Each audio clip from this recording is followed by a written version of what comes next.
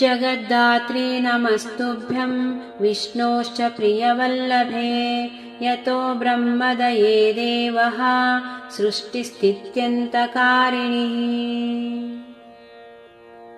नमस्तुलसी कल्याणी नमो विष्णुप्रिये शुभे नमो मोक्षप्रदे देवी नमः सम्पत्प्रदायिके।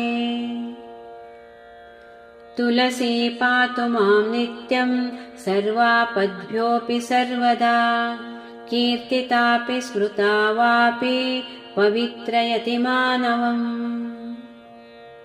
नमामि शिरसा देवीं तुलसीं विलसत्तनुं यां दृष्ट्या पापिनो मर्त्या मुच्यन्ते सर्वकिल्बिषात्।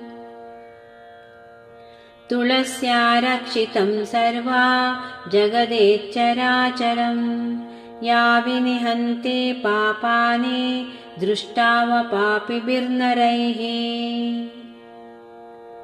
नमस्तुलस्यतितरां यस्ये बद्ध्वाञ्जलिं कलौ कलयन्ति सुखं सर्वं स्त्रियो वश्यास्तथा परे।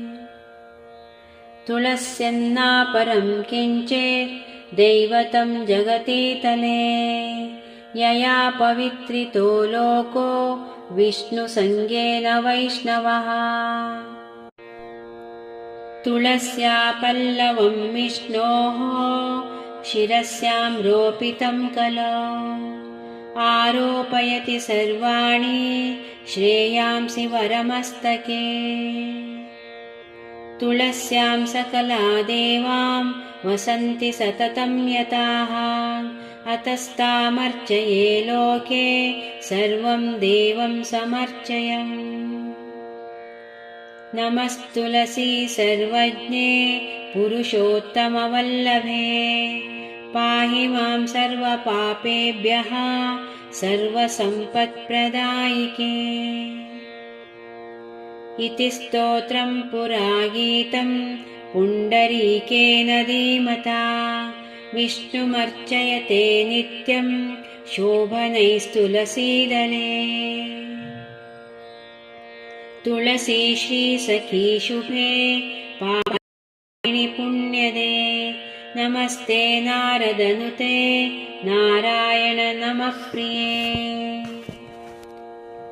लक्ष्मीप्रिया सखी देवी षोडशैतानि नामानि दौर्भूमिर्चलाचला तुलस्य कीर्तयेन्नरेः। लभते सुतरां भक्तिं मन्नते विष्णुपदं भवेत् तुलसी भूर्महालक्ष्मी पद्मिनी श्रीहरिप्रिया। तुलसी श्रीमहालक्ष्मी विद्या विद्या यशस्विनी धर्मधर्मनन देवी देवी देवमनप्रिया।